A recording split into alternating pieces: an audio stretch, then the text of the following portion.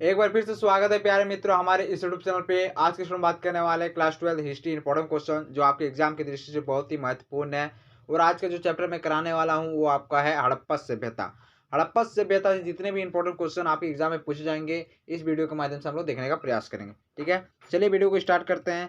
आपका यहाँ पे जो फर्स्ट क्वेश्चन यहाँ पे पूछा जा रहा है, मोहनजोदड़ो की खोज किसने की थी? तो मोहनजोदड़ो का जो खोज किया था आप लोगों को पता होगा, राखल दास बनर्जी यानी आर डी बनर्जी। राखल दास बनर्जी को हम लोग आर डी बनर्जी भी कहते हैं। ठीक है, याद रखिएगा। चलिए अगला प्रश्न देख लेते हैं। डाइकार्ड यानी गोदीवाड़ा का अवशेष किस नगर से प्राप्त होता है? तो लोथल से। कहां से प्राप्त होता है? लोथल से। ठीक है, चलिए अगला प्रश्न देख लेते हैं। मृतकों का टीला किसे कहा गया है? तो मृतकों का टीला जो कहा गया है वो मोहनजोदड़ो को कहा गया है। यहाँ पे आपका ऑप्शन में नहीं है। ठीक है, तो टाइपिंग की मिस्टेक होती है। तो मृतकों का टीला किसे कहा गया? तो मोहनजोदड़ो को यहाँ पे मृतकों का टीला कहा गया है। ठीक है, लिख लीजिए। चलिए अगला प्रश्न देख लेते हैं। हड़प्पा नगर की खोज किस वर्ष हुई? तो हड़प्पा नगर का जो खोज हुआ था वो 1921 में हुआ था। अगर मोहनजोदड़ो के खोज का अगर बात कर लिया जाए तो 1921 में हड़प्पा सभ्यता का खोज हुआ। जस्ट एक साल बाद मोहनजोदड़ो का खोज हुआ यानी 1922 में मोहनजोदड़ो का खोज हुआ था। ठीक है, तो हड़प्पा सभ्यता का खोज किसने किया था? तो दयाराम साहनी। दयाराम साहनी ने हड़प्पा सभ्यता का खोज 1921 में किया था। और मोहनजोदड़ो का खोज आर डी बनर्जी यानी राखल दास बनर्जी ने 1922 में मोहनजोदड़ो का खोज किया था। ठीक है, चलिए अगला प्रश्न देख लेते हैं। हड़प्पा सभ्यता का सबसे बड़ा नगर कौन था? अगर सबसे बड़ा नगर का अगर बात कर लिया जाए हड़प्पा सभ्यता में तो वो आपका है मोहनजोदड़ो। कौन सा है? मोहनजोदड़ो। ठीक है, चलिए अगला प्रश्न देख लेते हैं। भारतीय पुरातत्व का पिता किसे कहा जाता है? तो किनिंघम को कहा जाता है। भारतीय पुरातत्व का पिता जो कहा जाता है वो किनिंघम को कहा जाता है। ठीक है, चलिए अगला प्रश्न देख लेते हैं। हड़प्पा सभ्यता का खोज किसने किया था? तो हड़प्पा सभ्यता का खोज मैंने ऊपर में ही बताया कि दयाराम साहनी ने किया था 1921 में। ठीक है, चलिए अगला प्रश्न देख लेते हैं। हड़प्पा सभ्यता किस युग की सभ्यता है? तो हड़प्पा सभ्यता जो आपका है वो कांस्य युग की सभ्यता है। ऑप्शन नंबर डी हो जाएगा। ठीक है, क्या हो जाएगा? ऑप्शन नंबर डी, कांस्य युग की सभ्यता है हड़प्पा सभ्यता। कालीबंगा कहाँ स्थित है? तो कालीबंगा जो आपका है वो राजस्थान में स्थित है। ठीक है, तो कालीबंगा जो आपका है वो राजस्थान में स्थित है। याद रखिएगा, कालीबंगा राजस्थान में स्थित है। चलिए अगला प्रश्न देख लेते हैं। हड़प्पा जो हड़प्पा आपका नदी है, ठीक है, तो हड़प्पा किस नदी के किनारे स्थित है? तो हड़प्पा जो है आपका वो रावी नदी के किनारे है। हड़प्पा रावी नदी के किनारे स्थित है। और अगर मोहनजोदड़ो अगर पूछ लिया जाए कि मोहनजोदड़ो किस नदी के किनारे स्थित है तो आपका हो जाएगा सिंधु। ठीक है, अगला प्रश्न क्या है? सिंधु घाटी सभ्यता का जुड़वा राजधानी थी तो क्या हो जाएगा? मोहनजोदड़ो। सॉरी, आपका ऑप्शन नंबर बी हो जाएगा, हड़प्पा और मोहनजोदड़ो। ठीक है, क्या हो जाएगा? हड़प्पा और Mohenjodaro, option number B right answer हो जाएगा। चलिए अगला प्रश्न देख लेते हैं। सिंधु घाटी निवासियों को किस धातु का ज्ञान नहीं था? तो उसके जो सिंधु घाटी निवासी वहाँ के जो रहते थे उनको लोहा का ज्ञात नहीं था, यानी लोहा को वो लोग नहीं जानते थे। लोहा के बारे में उन लोग को कुछ नहीं पता था। ठीक है, चलिए अगला प्रश्न देख लेते हैं।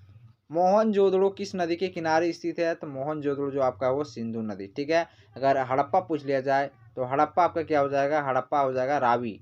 हड़प्पा रावी नदी के किनारे स्थित है। अगर मोहनजोदड़ो की बात कर लिया जाए तो क्या हो जाएगा? सिंधु। ठीक है, चलिए अगला प्रश्न देख लेते हैं। हड़प्पा सभ्यता में कौन सा स्थान बंदरगाह है? तो क्या हो जाएगा? लोथल। लोथल आपका बंदरगाह है। ठीक है, चलिए अगला प्रश्न देख लेते हैं। मोहनजोदड़ो की खोज 1922 ईस्वी में किसने की? तो मैंने ऊपर में ही बताया कि आर डी बनर्जी यानी राखल दास बनर्जी ने मोहनजोदड़ो का खोज 1922 में किया था। चलिए अगला प्रश्न देख लेते हैं। सिंधु घाटी सभ्यता एक कैसी सभ्यता है? तो आपका एक नगरीय सभ्यता है। जो सिंधु घाटी आपका सभ्यता है वो एक नगरीय सभ्यता है। ठीक है, चलिए अगला प्रश्न देख लेते हैं। लोथल कहाँ स्थित है? तो लोथल आपका कहाँ स्थित है? तो लोथल आपका राजस्थान में स्थित है। कहाँ पे है? तो लोथल आपका राजस्थान में स्थित है। चलिए अगला प्रश्न देख लेते हैं। पुरोहित राजा का अवशेष किस नगर से प्राप्त होता है हुआ है? ठीक है, तो क्या हो जाएगा? लोथल से प्राप्त हुआ है। कहाँ से प्राप्त हुआ है? पुरोहित राजा का अवशेष आपका लोथल से प्राप्त हुआ है। लोथल, याद रखिएगा, ऑप्शन नंबर सी बिल्कुल राइट आंसर हो जाएगा। चलिए अगला प्रश्न देख लेते हैं। हड़प्पा वासी तांबा कहाँ से प्राप्त करते थे? तो हड़प्पा वासी जो है वो तांबा खेतड़ी से प्राप्त करते थे। कहाँ से? खेतड़ी से। ऑप्शन नंबर आपका जो डी दिखाई दे रहा है बिल्कुल राइट आंसर हो जाएगा, खेतड़ी। चलिए अगला प्रश्न देख लेते हैं। सिंधु घाटी सभ्यता में सोना किस स्थान से मिलता था? तो सोना जो आपका मिलता था वो दक्षिण भारत से मिलता था। ऑप्शन नंबर डी बिल्कुल राइट आंसर हो जाएगा, दक्षिण भारत। सिंधु घाटी सभ्यता में सोना कहाँ से प्राप्त होता था? तो दक्षिण भारत, ऑप्शन नंबर डी। चलिए अगला प्रश्न देख लेते हैं। सिंधु सभ्यता के घर किससे बनाए जाते थे? तो सिंधु सभ्यता में जो घर बनाए जाते वो ईंटों के बनाए जाते थे। किसके? ईंटों के। ठीक है, तो ऑप्शन नंबर जो आपका ए दिखाई दे रहा है बिल्कुल राइट आंसर हो जाएगा ईंटों का। ठीक है, चलिए अगला प्रश्न देख लेते हैं। सिंधु घाटी सभ्यता में विशाल स्नानागार के अवशेष कहाँ से मिलते हैं? ठीक है, तो कहाँ से मिले हैं, ये कहाँ से मिलते हैं? तो कहाँ से मिले हैं? तो आपका मोहनजोदड़ो हो जाएगा, ऑप्शन नंबर सी। जो आपका सबसे बड़ा नगर है वो मोहनजोदड़ो है। ठीक है, और वहाँ से ही स्नानागार का जो अवशेष है वहीं से मिला है, मोहनजोदड़ो से। चलिए अगला प्रश्न देख लेते हैं। सिंधु सभ्यता की उत्तरी सीमा क्या थी? तो सिंधु सभ्यता का जो उत्तरी सीमा था वो मांडा था। उत्तरी सीमा में क्या था? तो मांडा था। ठीक है, चलिए अगला प्रश्न देख लेते हैं। हड़प्पा सभ्यता का प्रशासन किस प्रकार का था? तो वहाँ पे जो प्रशासन काल था, ठीक है, तो वो नगर पालिका जैसा था। किस प्रकार से था? ऑप्शन नंबर सी जो हो जाएगा नगर पालिका। चलिए अगला प्रश्न देख लेते हैं।